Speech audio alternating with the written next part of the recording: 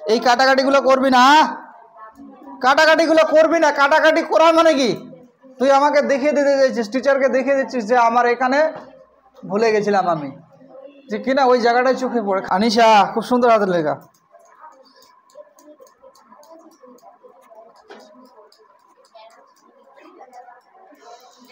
Compost বানান ভুল লিখেছি বা এমনি খুবই সবাই ঠিক আছে, ভেরি গুড।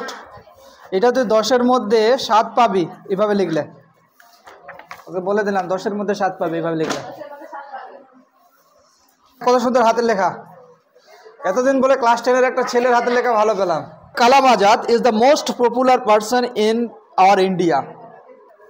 আর লিখেছে একটা ইন্ট্রোডাক্টরি সেন্টেন্স লিখেছে, খুব ভালো লিখেছে যে Maulana Abul Kalam Azad the most popular person, ঠিক আছে, in our India. His full name is Abul Fakir Zainal Abedin Abul Kalam Azad.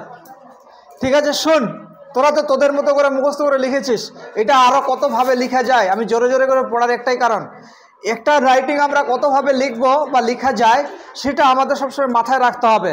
এমনটা নয় যে আমি আমারটা পড়ে গেছি, হয়তো পরীক্ষার হলে গিয়ে ভুলে গেছি, কিন্তু আমাকে আরও অনেক ধরনের জানতে হবে, যেটা আমার মনে হলে সেইভাবে আমরা লিখে বেরিয়ে আসবো।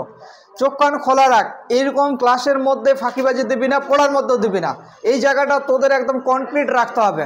একটা বিল্ডিং যদি কনক্রিটভাবে সিমেন্ট বালি না দিয়ে যদি আমরা তুলি, তাহলে ওই বিল্ডিংটা তাড়াতাড়ি ভেঙে পড়ে যাবে, তাই না? ঠিক তোদেরও এটা একটা বিল্ডিং তৈরি হচ্ছে, তোদের একটা জীবন তৈরি হচ্ছে, সেখানে পড়াটা খামতি রাখবি না, এটুকুই বলবো।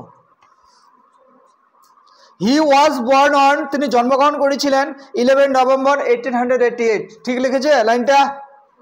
1888 সালে তিনি জন্মগ্রহণ করেছিলেন 11 নভেম্বর। তারপরে মৌলানা আবুল কালাম আজাদ কম্পোস্ট তিনি লিখেছেন, কি লিখেছেন? Poetry in Urdu. তার মানে কি, উর্দু ভাষায় তিনি পোয়েট্রি লেখালেখি করেছিলেন, তাই তো? তারপরে কি লিখেছে? হি ওয়ার্ক এজ জার্নালিস্ট, তিনি একজন সাংবাদিক ছিলেন। জার্নালিস্ট মানে কি? সাংবাদিক।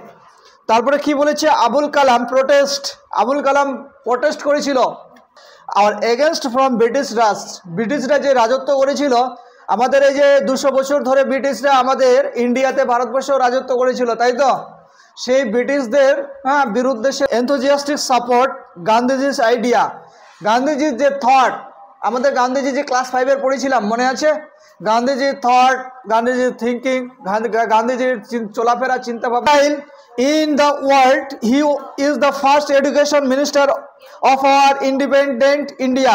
Abul Kalam birthday celebrate as National Education Day.